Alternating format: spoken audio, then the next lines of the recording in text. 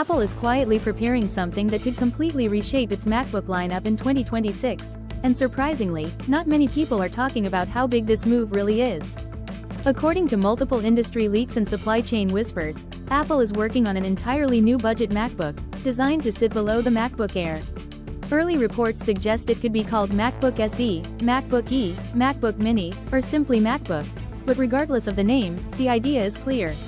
This could be Apple's most disruptive Mac product in over a decade. What makes this rumored MacBook so exciting isn't nostalgia, it's the price. Sources point to a starting price of around $599, possibly going up to $699 depending on configuration. If true, this would instantly become the most affordable modern MacBook Apple has ever released. And that changes everything. For years, the MacBook Air has slowly crept upward in price. Even discounted models often remain out of reach for students, families, and first-time Mac buyers. Meanwhile, Apple has seen huge success with affordable devices like the iPhone SE and standard iPad. A low-cost MacBook fills a massive gap in Apple's ecosystem. It gives Apple a true entry-level laptop to compete with Chromebooks and budget Windows machines, while still delivering the macOS experience. So what will this MacBook actually look like? Apple likely won't design a brand new chassis from scratch. Instead, the most realistic approach is reviving an older, proven design to keep costs down. There are two strong candidates. The first is a modern return of the 12-inch MacBook. Back in 2015, it was revolutionary, ultra-thin, fanless, and incredibly portable. Its biggest problems weren't the design, but the technology of its time: weak Intel chips and the infamous butterfly keyboard. Fast forward to today, and Apple Silicon completely changes the equation. A modern Apple chip, paired with the Magic Keyboard and better hinge design, could finally make this ultra-portable concept work.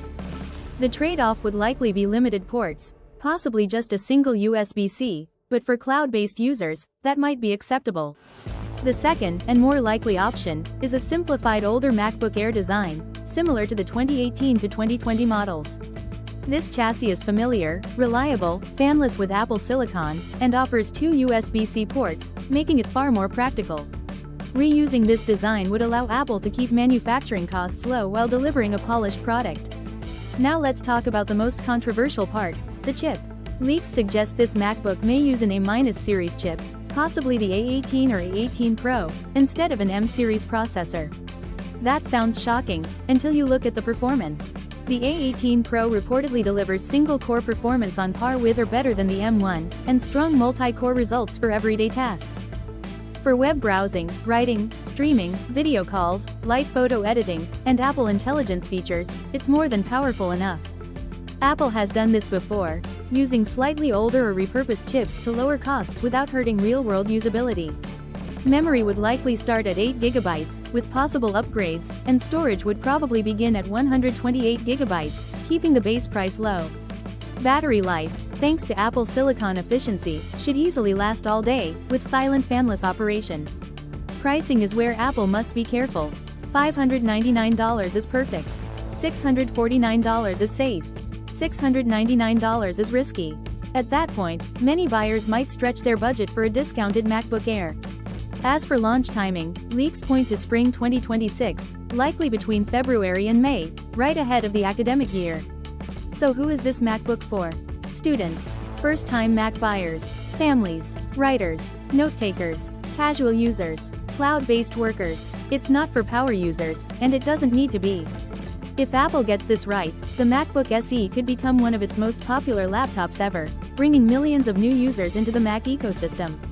So the real question is, would you buy Apple's $599 MacBook? Let us know, and stay tuned for more Apple leaks as we get closer to 2026.